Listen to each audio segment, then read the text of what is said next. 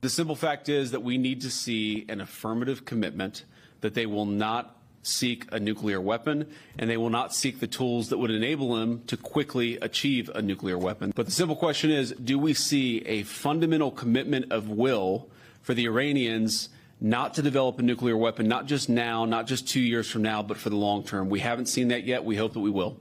We're still learning exactly what broke down behind those closed doors, but Iranian officials familiar with the talks tell the New York Times that major sticking points included the fate of roughly 900 pounds of highly enriched uranium, Iran's demand that about $27 billion in frozen assets be released, and the U.S.'s demand for Iran to immediately reopen the Strait of Hormuz to all maritime traffic. If I sound like a broken record, you're not mistaken.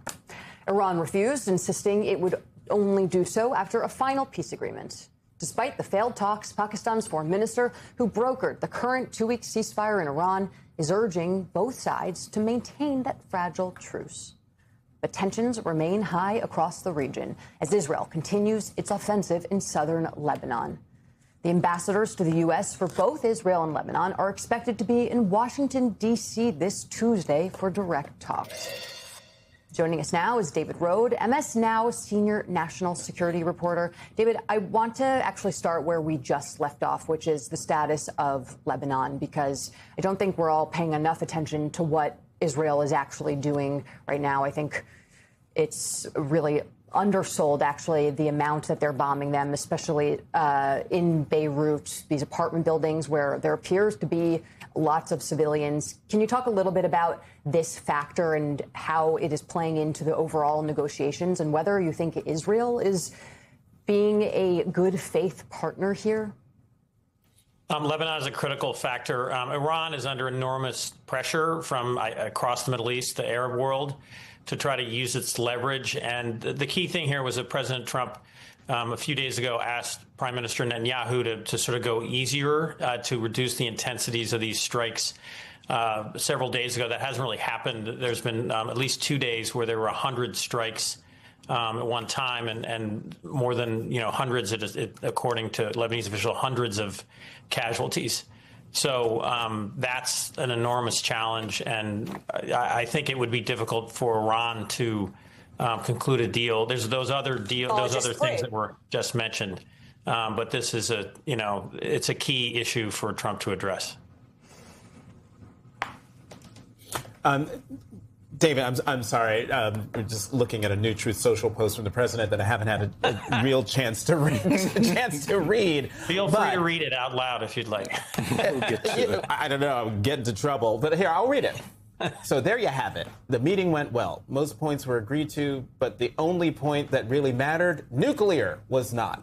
Effective immediately, the United States Navy, the finest in the world, will begin the process of blockading any and all ships trying to enter or leave the Strait of Hormuz.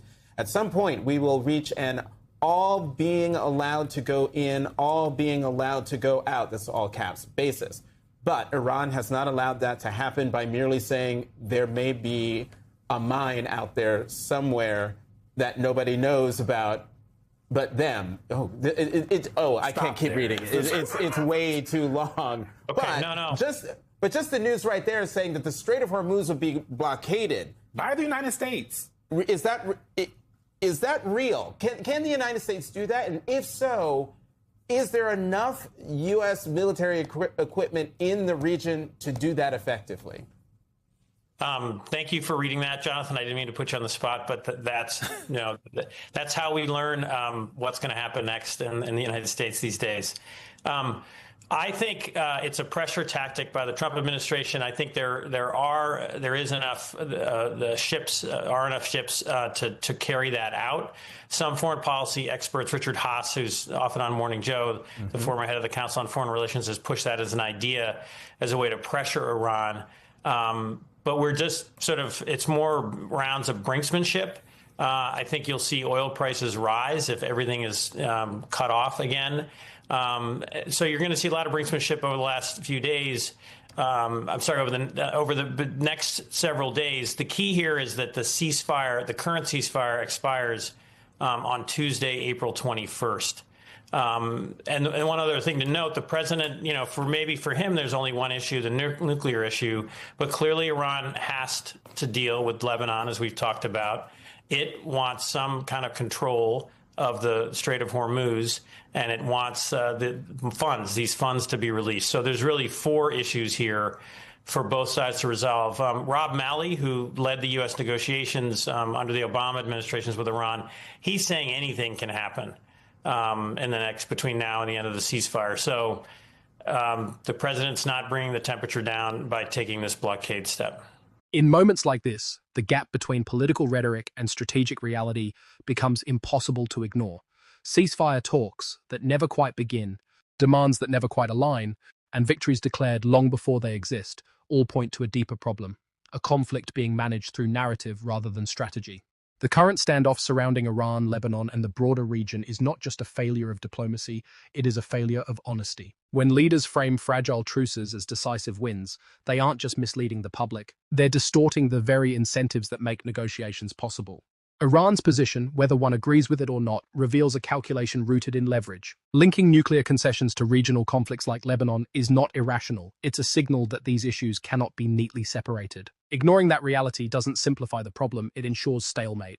At the same time, the threat of escalation through measures like a naval blockade reflects a dangerous substitution of pressure for precision.